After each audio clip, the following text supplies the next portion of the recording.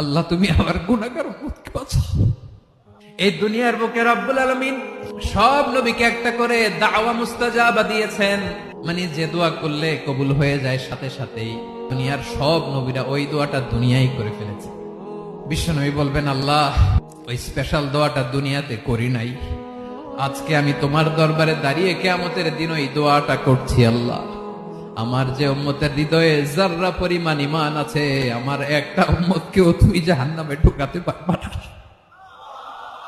বিশ্বনবী পাগলের মতো একবার হাউজে কাউসারে যাবেন, একবার সিরাতে যাবেন, একবার পুলসিরাতের দিকে, একবার হাউজে কাউসারের দিকে, পাগলের মতো দৌড়াতে থাকবেন, তার কোন গুনাহগার উম্মত যাতে জাহান্নামে ঢুকে না যায়।